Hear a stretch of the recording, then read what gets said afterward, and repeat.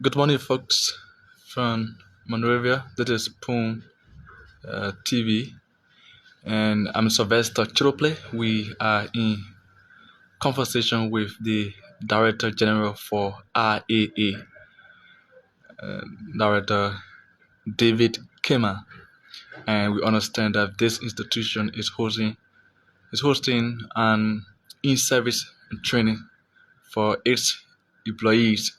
So we want to have more details on that and other issues surrounding the IAA. So, Director General, welcome to Spoon. How is the office? Thank you, Sylvester, and welcome to IAA. I think IAA is getting stronger, getting better, um, and we're coming along. Okay, good. So, your institution is hosting an in-service training for the employees. What's the mission uh, of the training, the objectives? Well, in the audit profession, in the accounting profession, there is always a need for continued education, what we call CPE or CPD. CPEs is to keep you abreast with new development, is to refresh you about things you may have forgotten, to keep you abreast and more prepare you to be more responsive to changes in the financial sector. And especially with the public sector, the new development, new trends taking place in the public sector, we're moving more and more to digital payment. We eliminating checks, in most of our transactions.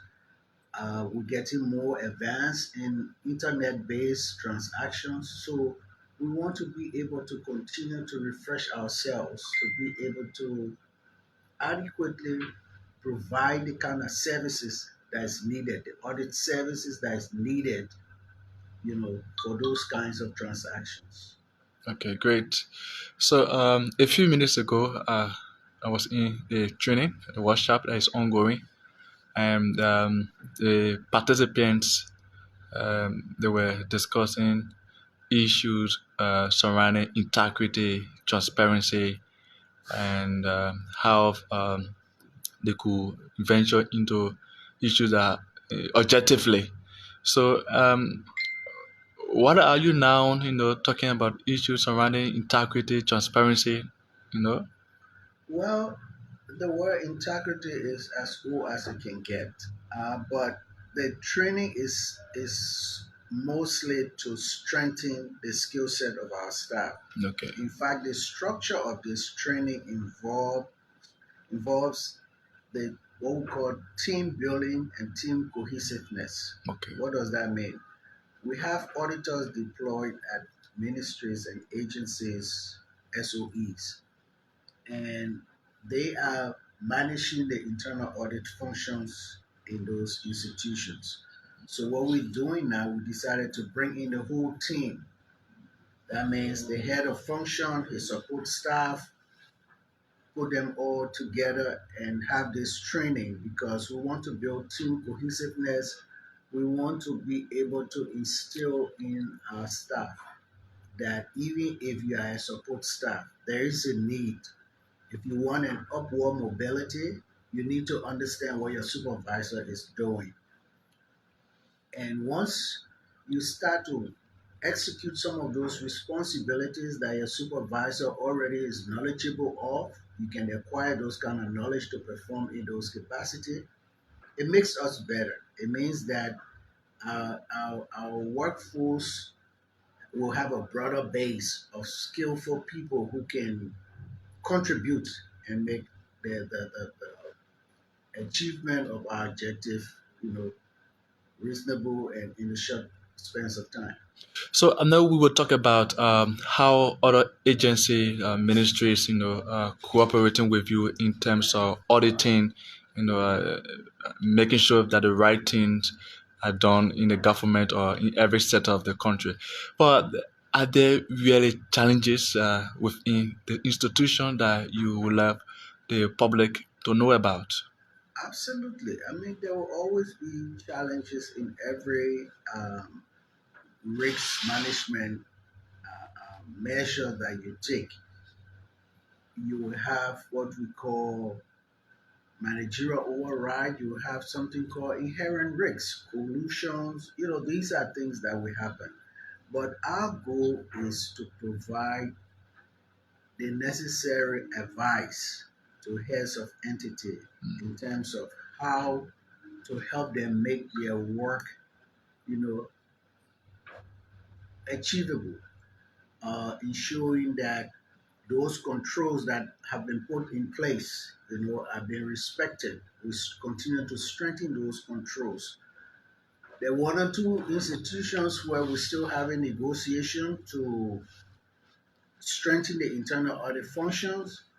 We are not at the levels that we think are acceptable to be able to get the kind of results we need, but we are working to do that. Okay, okay, great. How easy it is to work with ministries, agency, reporting some issues relating to auditing, transparency, because we all know the issue of auditors. Whenever they try to do their best to making sure that the right things are done within agency, ministries. Sometimes the story end, unusual. So, how easy it is to work with ministries agency for auditing? There is still an element, of discomfort that you will find. Minister in a particular entity, I sometimes carry the assumption that I'm the authority here, and whatever needs to be done, I do it my way. Well, that shouldn't be the case. We've had those kind of situations, but on the most part, in the majority of the situation, we've been having support from entity heads, cooperations, and which we are delighted that we have leaders who are listening. Um, Most time you will not hear a lot about IA in the press and in the public domain is because our line of work will report to the entity head and report to the president. So by law, we can't go public with information that we find, but we can communicate that to the entity head, to the president. And in those places where we have challenges, resistance, reluctance to audit, we are working, to see how we remove those brick walls. So Because there were I was going in terms of resisting whenever you want to perform your yes, tasks. Yes. absolutely, absolutely, you're going to have that. Sometimes the whole idea of audit Hmm. is intimidating to some people. Right. And our job is not to frighten people. We are there to support. Our work is a support function, it's an advisory function. So we're there to make recommendations to you, and we expect that you will take a look at those recommendations that we make. Resistance, yes, it will always be there because sometimes people like to put up defenses when there are audits to be carried on. So we as internal auditors, we have to try and lessen the impact of those resistance so that we can be able to achieve what is important, and that is adding value, minimizing fraud, waste, and abuse in the public sector. Hmm. So this question I'm asking based on people who watching like from Amos Gabi now. He thinks that this institution should be an credible institution, sorry, and that is reliable, transparent, that could not be compromised. Do you sometimes, feel tempted, by administration, I mean, to be compromised? And what do you do?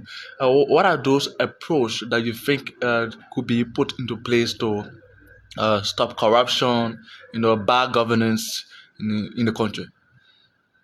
As it stands, IAA, by our mandate, we are to provide, make assessment, and provide the president, the legislature, heads of entities with the kind of advice that will improve performance, that will add value to the utilizing public resources. So credibility, well, I can tell you that the quality of staff we have here, they work every day. And we're doing everything to continue to instill the need for you to demonstrate integrity. Mm. And that means whether somebody is looking over your shoulder or you are working in isolation, integrity is key. Will there not be bad actors? Of course, there will be bad actors along the way, but we have to keep finding way how we can minimize the impact of those kinds of situations. So that's what we do. Yeah, so the question I asked whether sometimes you are, tempted, to be compromised, maybe for ministries. For example, a report will come out and say, okay, honorable director, this report is not good for the public. Can we just forget about this? Does it I, happen sometimes? I have not had that situation Okay. since I've been here in the last 16 months now. I haven't had that situation, and I hope I don't have to deal with such a situation because that shouldn't be happening in public sector. Okay. When you have the privilege to work as a minister, as a director, as a commissioner in a public institution, it's a privilege. It's not a right, and you have an obligation to the society to offer your best, and that's what we try to do. So I have not faced any issue of being asked to water Compromise. down a report. I hope I don't have to deal with that because then that would be a problem. I'll have to make a choice between maintaining the ethical standards that we set for IAA, that I set for myself, and the need to, you know, do the wrong thing. So, Great. So you've been around the institution since 2022. What are those achievements that you have? well, the first thing we started off, we developed a 5 year strategic plan that we've been working with. We've been able to expand our expand the supervision of audit function from 78 public sector entity to 82. We've done a couple of training. Right now, some of our staff are preparing to be satisfied in the satisfied internal auditors, which will be internationally recognized. We have that program ongoing. They should be taking the second part of their test in this June. We're also working to automate the audit process. And then one big thing we did is the public sector compliance scorecard, where we have the entire public sector on the scorecard and we evaluate them and assign points. And that report now is being communicated to the president. Hopefully, the necessary actions will be taken. The recommendations we contain therein will be there. Mm. So we also working to do something we call a peer review with other West African countries. We're working on that where they can evaluate our work and we can evaluate their work to be able to determine how well we are performing. So that is ongoing. Okay, that's good. So your institution is working closely with the president, making sure that reports are given to him. So your focus has been on prevention, prevention, prevention. What do you mean?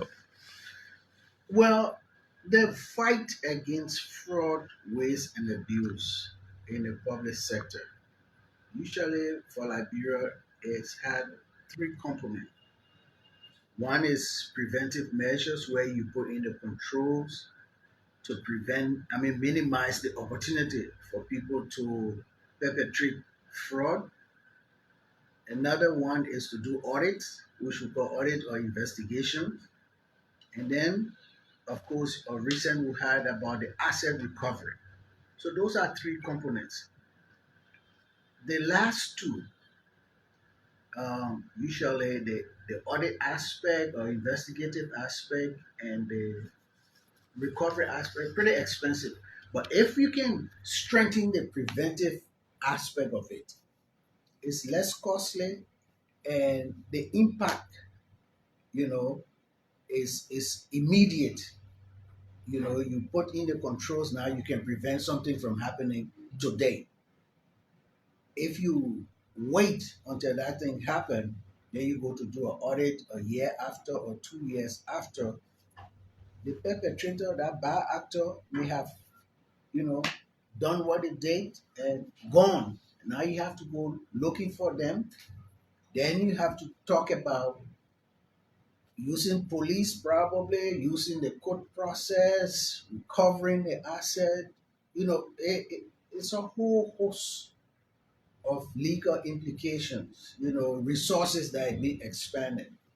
But if you fund the IAA, you can have an effective internal control in the public sector, a risk-based measure where you look at the risks and you institute the kind of control measures that would minimize the opportunity for people to, you know, commit fraud or just plain waste of resources. You know, I'll give you a typical example.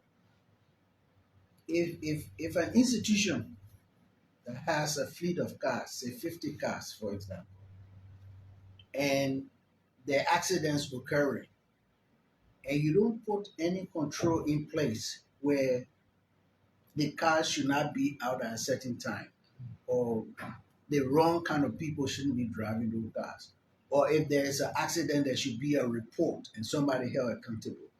If you don't have those kind of asset utilization policy in place, you run the risk that things will happen, and then you have to spend time to try to, you know, go after people afterwards. But if you put in the controls, the policies, and the measures in place, you can minimize the opportunity for the wrong thing to happen. So that's our focus, Okay. that we fight, you know, to minimize the opportunity for these things to happen. So just few questions now, so we can take leave from you. You know, IAA plays a major role in terms of transparency and accountability. For the past years, Liberians in out been talking about the issue of corruption. Some of them even term the state of our nation as a result of corruption or bad governance. Now, IAA, do you satisfy with the level of governance in this country, or do you see anything wrong? What is that exactly? Well, for me, I think only one place you're going to have perfection, and that is heaven. Even in the best managed public sector internationally, there's still challenges. You know, the United States, Singapore, and other places. So for any one person to come and say that I'm satisfied with everything, I mean, I would like to see what measures they're using. But I think with, you know, the new direction, the new focus of the current administration, a lot can be done. You know,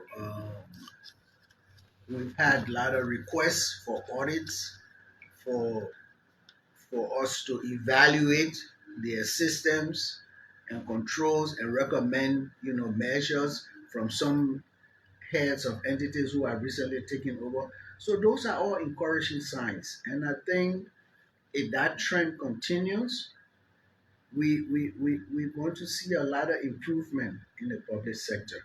And I'm pretty hopeful for that, because the goodwill, you know, that we getting in terms of people now embracing our auditors and all like that, I'm kind of, you know, elated by that. and I hope that trend continues. If it continues, we can ensure that we'll be adding value to the public sector and all like that. So, So so yeah, so you said something. If you said people now are willing to embrace, auditors, could you a little bit expand of that? What you mean? well, there were a couple of institutions that we did not have auditors, or one or two of them that they have parallel function and we're not always willing to provide our auditors the kind of information that we require for them to make the assessment that needed to be done. Uh, in recent times, like right on my desk, I'll tell you I got probably 6 or 7 requests for audits. Some institutions have asked us that we deploy auditors there.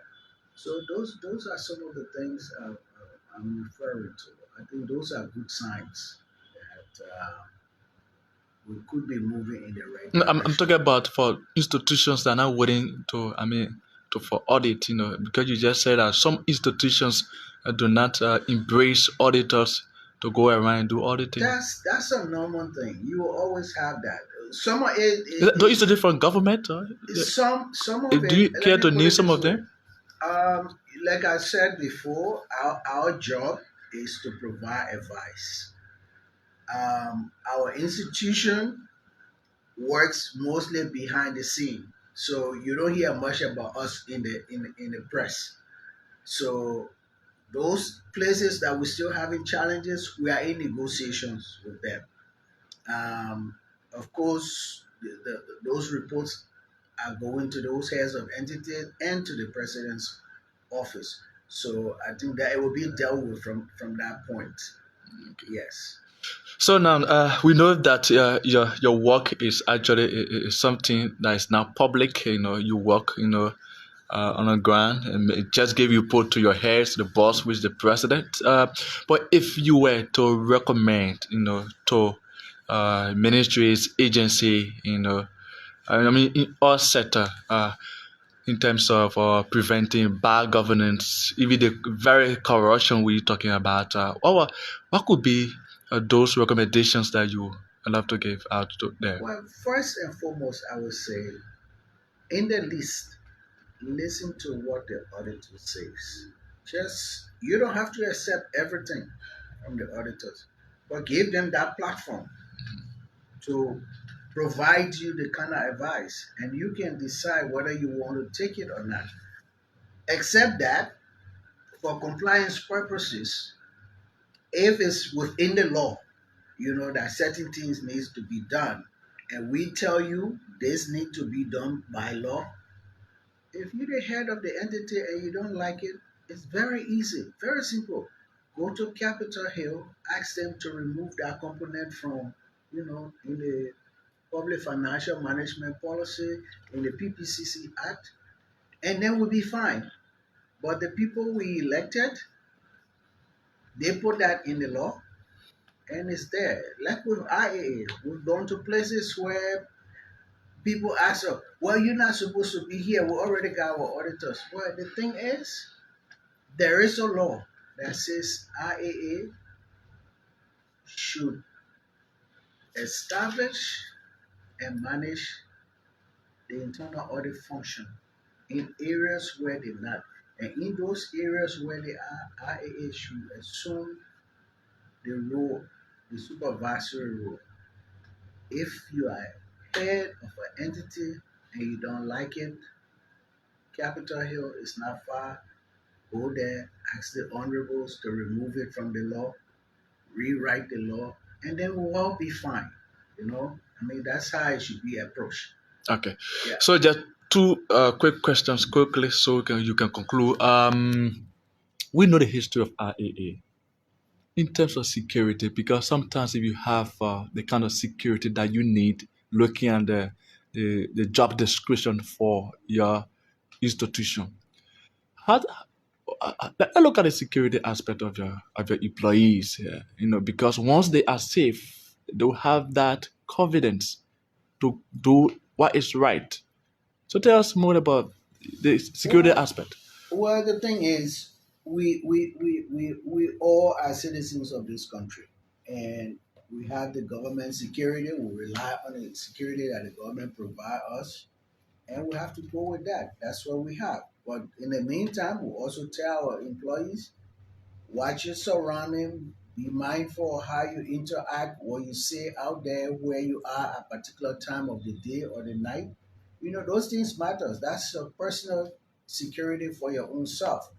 But on the whole, we rely on the security provided by the government. I think so far it's been going good, and you know we have to trust that. Okay, good. So I know this government, the Bagakun government, just coming in, yeah, in office, right? And you been around since 2022.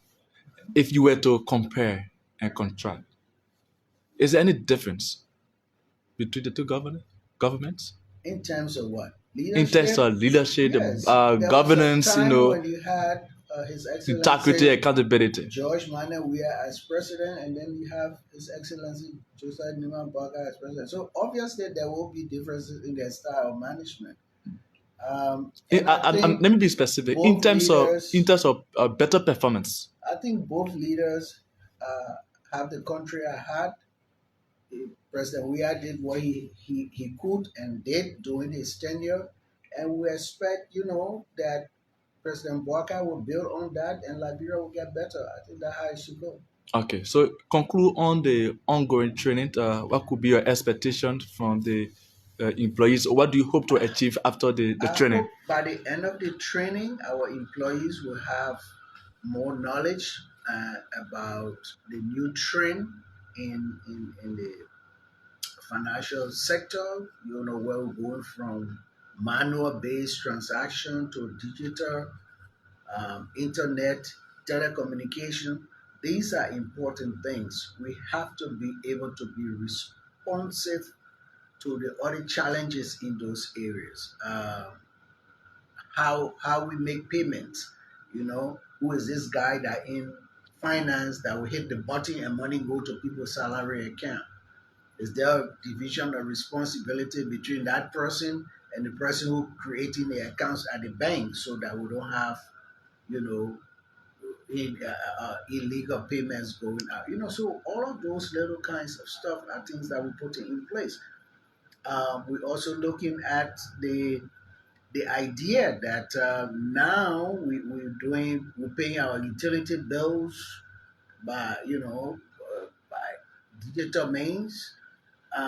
We have to now find out what's the integrity of those systems. Are they reliable? How secure are they?